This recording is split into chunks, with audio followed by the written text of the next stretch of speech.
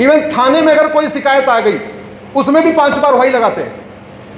जैसे हम तो FIR करा देते हैं, जांच होती है, चार्जशीट फाइल होती है, मुकदमा होता है, जो जिसने अपराध किया उसको सजा हो जाती है, बस वो केस वहीं एक व्यक्ति तक सीमित रहती है। जापान में ऐसा नहीं है। जापान में अगर किसी ने आत्महत्या कर लिया तो आत्महत्या क्यों किया उसकी जांच तो चलती रहेगी, लेकिन उसमें 5 बार वाही लगाया जाएगा।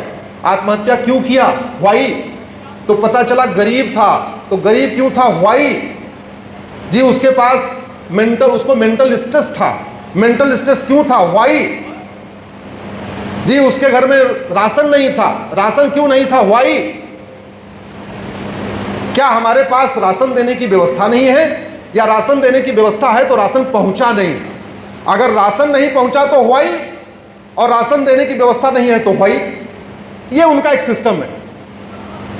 और मैं एक बड़े जिम्मेदारी के साथ कहता हूं, इस वाई एनालिसिस करते करते करते करते चीन, जापान, सिंगापुर हमसे बहुत आगे निकल गए। हम कहीं ना कहीं उनसे पीछे रह गए। हम कहते हैं यहाँ तो कुछ भी होता है, कहते हैं कलयुग है, भारत में कलयुग है। मुझे समझ में नहीं आता ये कलयुग भारत में क्यों है, ये कलयुग सिंगापुर में क्यों नहीं है। वहाँ तो सतयुग चल रहा है, जापान में तो सतयुग चल रहा है, इवन चीन में भी पूरा सतयुग नहीं तो 80% सतयुग चल ही रहा है, क्योंकि उन्होंने हमारे सिद्धांतों को लागू किया। मेरे साथ जोर से बोलिए, धर्म की, अरे और जोर से, धर्म की, अधर्म का, प्राणियों में, विश्व का। मुझे लगता है इन 4 वाक्यों को चीन, जापान, सिंगापुर ने अपना लिया। धर्म की जय करना किसका काम है, समाज का, और अधर्म का नाश करना किसका काम है, शासन का। और धर्म की जय करने से अधर्म का नाश नहीं होता, लेकिन अधर्म का नाश करने से धर्म की जय होती। यही रामपुर में देख लो, बहुत दिन से धर्म की जय कर रहे थे, धर्म की जय कर रहे थे।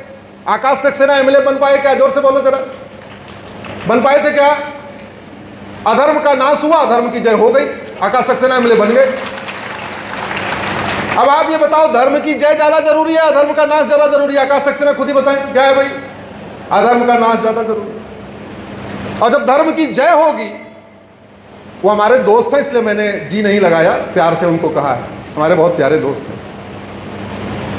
तो जब अधर्म की, अगर धर्म की जय होगी और अधर्म का नाश होगा, तब प्राणियों में सद्भावना होगी, और जब ये तीनों हो जाएगा तब भारत का कल्याण होगा। इतनी सी बात हमने अभी तक नहीं समझा, लेकिन चीन, जापान, सिंगापुर ने समझ लिया, और समझ लिया, उन्होंने अपनी नीतियां बनानी शुरू कर दी। दुनिया में सबसे पहले भ्रष्टाचारियों को फांसी देने वाला कानून चीन ने बनाया।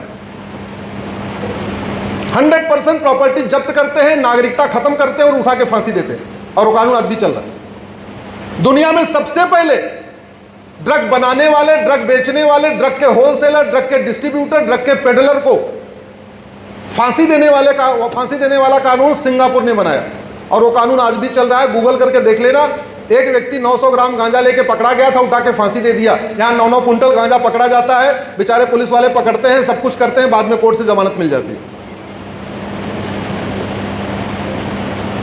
इजराइल में घुसपैठियों को आजीवन कारावास दिया जाता है, लेकिन घुसपैठियों की मदद करने वालों को फांसी दिया जाता है। ध्यान रखना, इजराइल में जो घुसपैठ करेगा उसको आजीवन कारावास होगा, लेकिन अगर जिसने मदद कर दिया घुसपैठियों का, वहां आधार बनवाने में, राशन कार्ड बनवाने में, ड्राइविंग लाइसेंस बनवाने में, बर्थ सर्टिफिकेट बनवाने में, वोटर ID बनवाने में, कुछ भी डॉक्यूमेंट बनवाने में, उसको क्या होगा, फांसी। यानी घुसपैठियों की मदद करना वहां ज्यादा बड़ा अपराध है बजाय कि घुसपैठ करने की। इसलिए इजराइल सुरक्षित है। तो जब ये सब समझा मैंने, हमने कहा ये करूं क्या, या तो इंजीनियर बनकर रिटायर होकर चला जाऊं, अगले जन्म में कुछ करूंगा। हमने कहा नहीं, इसी जन्म में कुछ करते हैं। उसके बाद से मैंने सुप्रीम कोर्ट का रास्ता पकड़ा। आप लोगों का आशीर्वाद है, बड़ों का आशीर्वाद है, भगवान का आशीर्वाद है कि धीरे धीरे हमारी बातें सुप्रीम कोर्ट को समझ में आने लग गई। पहले तो हमारा बड़ा मजाक बनाया जाता था। सुप्रीम कोर्ट में दिग्गज वकीलों की एक फौज है, मैं नाम नहीं लेना चाहूँगा। उसमें भूतपूर्व कानून मंत्री, भूतपूर्व विदेश मंत्री, भूतपूर्व शिक्षा मंत्री, भूतपूर्व वित्त मंत्री, भूतपूर्व गोभी मंत्री, ऐसे बहुत सारे मंत्री हैं।